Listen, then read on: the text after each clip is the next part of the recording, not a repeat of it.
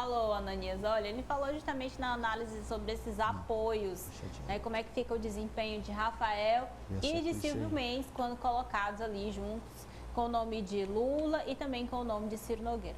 Ele fala sobre Rafael ter passado Silvio Mendes na pesquisa. Confira. Está acontecendo exatamente aquilo que nós prevíamos, que o Rafael vinha crescendo pesquisa após pesquisa, porque ele está cada vez mais se tornando mais conhecido. O que é que nós dizíamos? À medida que o Rafael for se tornando mais conhecido, ele vai crescendo nas pesquisas até ultrapassar o seu principal concorrente, que é o Silvio Mendes.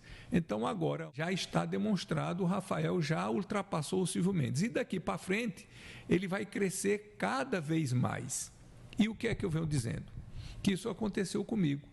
Se o Rafael chegar com X% à frente do Silvio Mendes, na véspera da eleição, quando abrir as urnas, ele vai estar com 2x.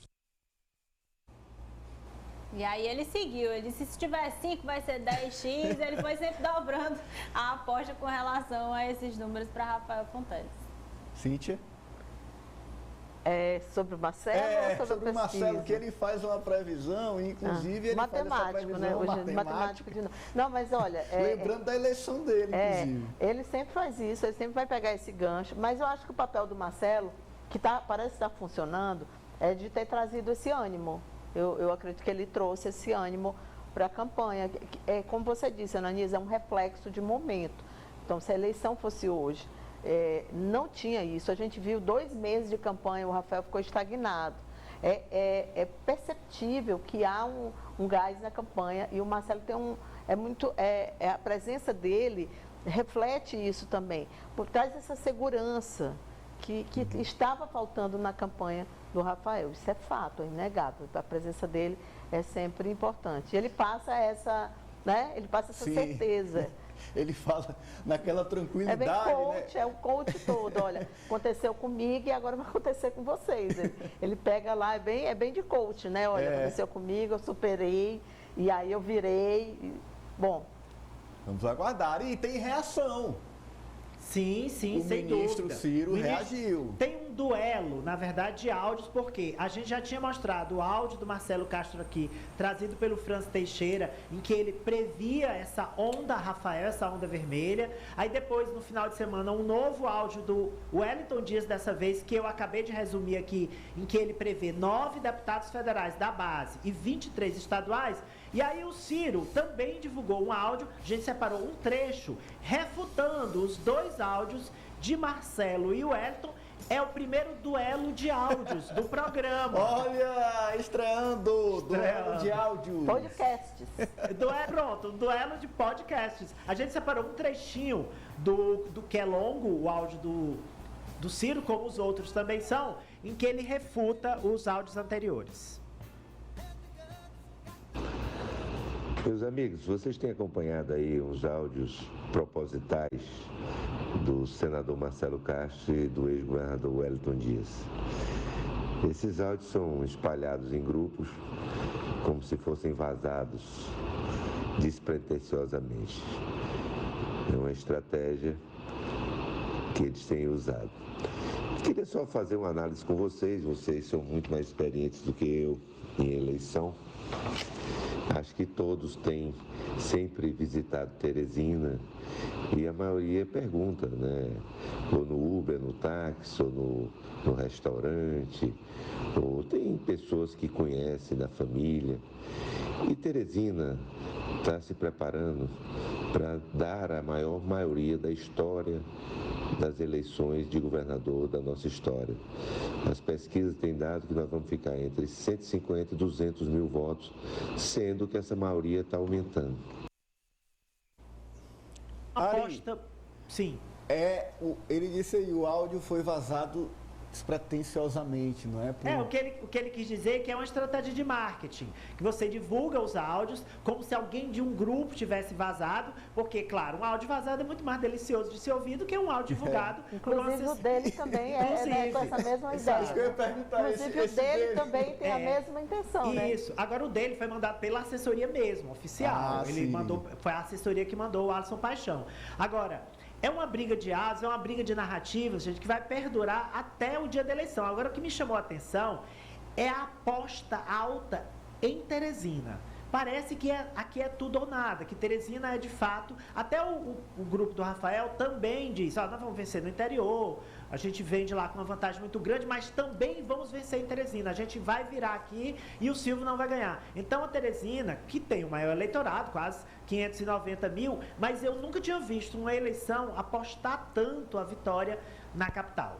Vamos colocar mais lenha nessa fogueira, porque tem pesos e medidas na manchete da Apoliana. A manchete da Apoliana traz pesos e medidas. Pedido de desculpa no meio. Explica, Apoliana. É isso, Ananias, antes só registrar a manifestação também do Dr. Silvio Mendes, que eu conversei com ele sobre a pesquisa. Ele disse que confia muito mais nos levantamentos internos do partido e que mostram justamente uma tendência contrária de vitória da oposição. Com relação à manchete, o senador Marcelo Castro, como eu disse há pouco, ele falou sobre essa comparação de Silvio Mendes e Rafael Fonteles quando colocados os apoios. Ele disse que Rafael Fonteles, do contrário que chamam ele aí de pé de chumbo, ele é um pé de pluma, que pelo contrário, ele é um candidato leve, que é fácil colocar ele lá em cima.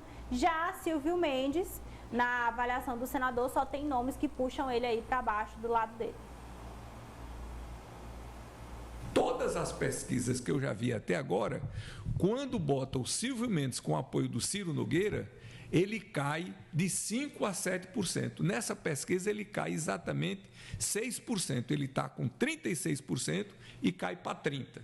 Se você levar em consideração que o povo do Piauí entende que ele é o candidato do Bolsonaro, que o Bolsonaro puxa para baixo, que a vice dele é a Iracema Portela, que votou a favor do impeachment da Dilma, que o povo não perdoa, puxa para baixo.